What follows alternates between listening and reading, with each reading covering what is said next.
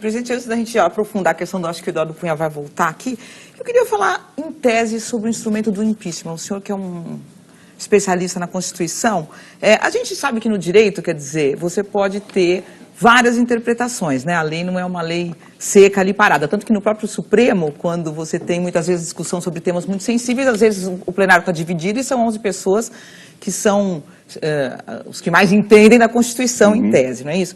Então, o que a gente tem aqui, independente dela ser culpada ou não culpada, eu não quero entrar nessa questão, mas independente disso, quer dizer, você tem de um lado uma presidente que não tem acusações diretas contra ela, o Fernando Henrique já disse isso, o Jobim já disse isso, o Alckmin aqui já disse isso.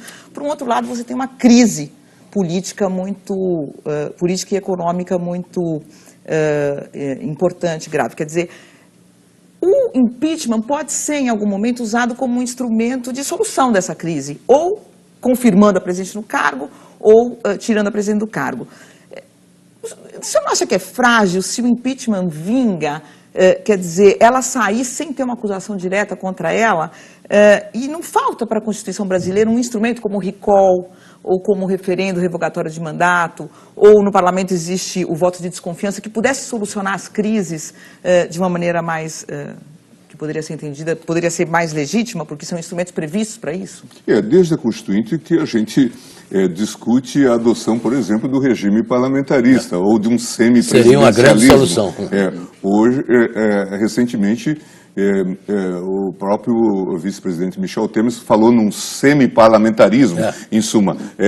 Está se falando na construção de um modelo híbrido. Claro, se nós estivéssemos num modelo parlamentar, certamente, e com a base esfacelada que nós temos hoje, certamente o governo já teria caído. Não é? Mas agora, o impeachment não é um instrumento para solucionar a crise, juridicamente, em tese. Serve para isso. Com certeza, nós tivemos esse quadro no caso do governo Collor, né, em que, de fato, havia todas aquelas acusações, mas havia também um impasse político, um quadro de ingovernabilidade.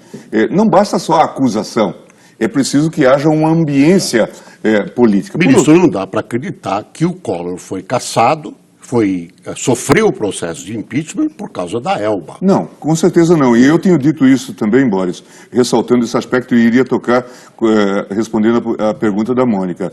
A rigor, nós não precisamos de um Fiat Elba para caracterizar a responsabilidade política. Se nós olharmos os tipos do crime de responsabilidade, nós vamos ver crime contra a lei orçamentária.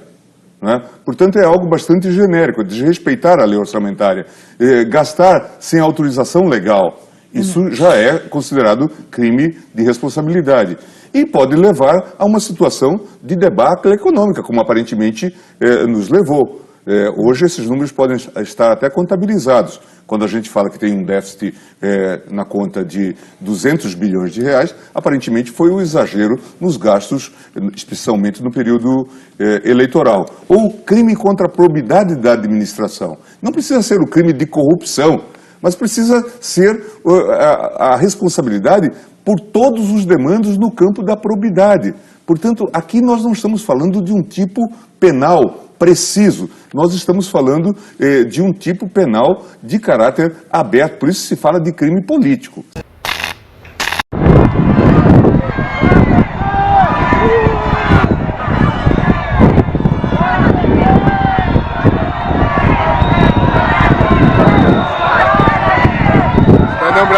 Cidadão brasileiro, o povo já colocando os petistas para correr, os petrários.